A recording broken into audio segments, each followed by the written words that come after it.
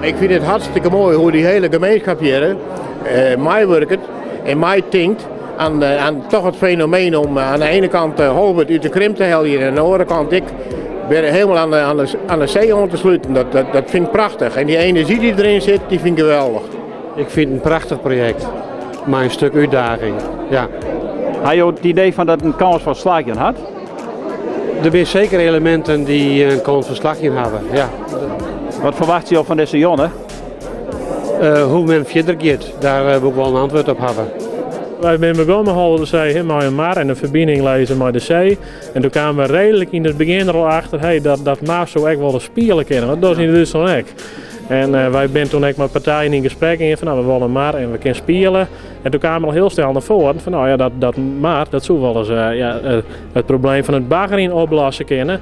En er zou dus een behoorlijke besparing tot stand komen kunnen. Wat eigenlijk de financiering is van je plan. En die financiering die waar heeg, die zit op 70% van de financiering van Holwert aan Zee, kwam terug het baggeren. Nou ja, dan hoor je al net met 40 zie je naar financiering. Dus even simpel zijn, ja, de financiering wie al binnen. En toen ben we dus eigenlijk onbewust focussen hier op dat baggeren.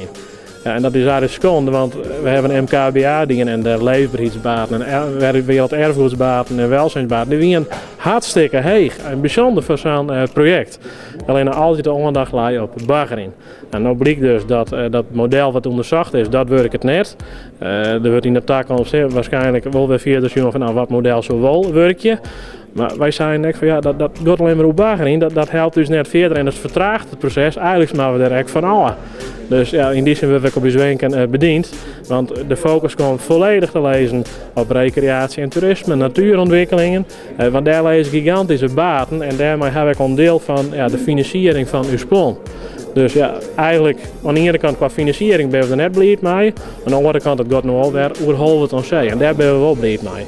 Ik ben hier in Brabant, in Vught, maar ik ben hier geboren. In Holwert, aan zee. Vandaar ik dus de belangstelling om Sajonne te bezieken. Jazeker. Had het nog een hele grote duidelijkheid aan het publiek hier van de jongens? Ik denk dat het zeker duidelijkheid had, ondanks dat het een beetje droog is.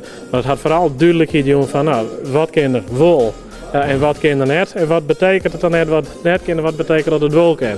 Dus in die zin denk ik wel dat het duidelijkheid had. Ergens is het natuurlijk hartstikke mooi dat deze onderzoeking nog die in binnen. Maar dat is wel weer een stap in de goede richting. Ik wil weer een beetje teleurstellend natuurlijk, omdat je toch hopen hier dat die vaargeul en ook het spoelmeer meer effect heeft zo. Omdat het natuurlijk in van de natuur ook wel heel goed is dat er net altijd mis een boot omvaart en eigenlijk het wetter versmargt. Het kost het ja, toch op volle tijd. Maar het moet heel langzaam toch een beetje inleven. Maar ik jou het een goede kans, hè. Zou je dat echt zetten, Jere? Ja, dat maakt wel. Hey, ik ken ook net alles met zezen, maar ja, ik denk dat het ik net al in de verholvert, maar ook van de omlezen, het waar met op omlezen gebied, dat ik er bijvoorbeeld ook profijt van had je meer mensen heen komen. En net alleen qua de baan, maar ook qua toerisme en die gaan natuurlijk op een lange termijn ik weer profijt van. Dus ik denk zeker dat dit wat brengen kan in een regio Noordoost-Friesland. Vertrouwen? Ja, je geen vertrouwen meer hebben blijf je dan in de wereld. Maar ik ben wel een Friesin, hè? Eerst zien en dan jullie over het pas, hè? Holwert aan Zee hebben wij altijd het praatplan naam, want Holwert aan Zee is nooit klaar. Het is pas klaar als het te leidt. Want er komen altijd weer naar je inzichten en naar je ontwikkelingen. En wij vinden dat het plan ja, flexibel blijven moet. Zodat we net verder in een bepaald patroon en stel je voor een inzicht verandert. Ja, een plan moet weer totaal opnieuw. Dus het plan zal altijd ja, flexibel blijven. Dus in die zin ja, past dat eigenlijk prima bij Holwert aan Zee. Als het doorgaat is het ten eerste voor de hele lange termijn. En het is ook inderdaad een grote werkgelegenheid voor de omgeving op allerlei gebieden. En dat bedoel ik niet alleen maar baantjes op het werk zelf, maar gewoon alles. Leefbaarheid. Ik ben vrij nieuw hier, want mijn vriendin woont hier. En ik ben er maar een paar keer geweest, maar het is een leeglopend dorp. En dat, ja, ik ken dat van Noorwegen en dat is heel moeilijk om dat om te keren. Krimp is net zo slim. Dat er wat minder mensen permanent wonen en dat we ouder worden en wat minder jongeren hebben. Dat is nog een keer zo. Maar dat hoeft nog niet te zeggen hoe krachtig dat gebied is. En ik zeg ook altijd, als je zegt wat er in Noord-Friesland op dit stuit ik Bart. Nou, dat krijgt dan ook weer zo'n boost met zo'n centrale as. Maar de projecten in Halm, de snellere treinverbinding tussen Ljouwert en Grees, de dorpsontwikkelingsmaatschappijen, zo'n Holwert aan Zee. Dat zijn al je projecten binnen de laatste jaren binnen die op stoom kwamen. En dat gaat terug. Wij moeten dat met elkaar doen. Wij hebben soms hulp nodig van provincie, van Riek, Waterfonds.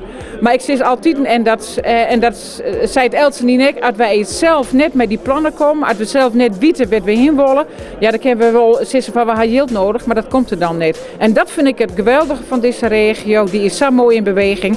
En ja, misschien wel de parel, Holwert aan Zee, want dat is echt wel een icoon van die manier van werkje. En dan is het een feest om hier te wijzen en dan te leren hoe ze verder kunnen willen.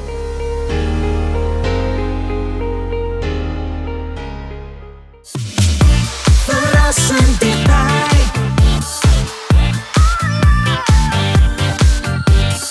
RTV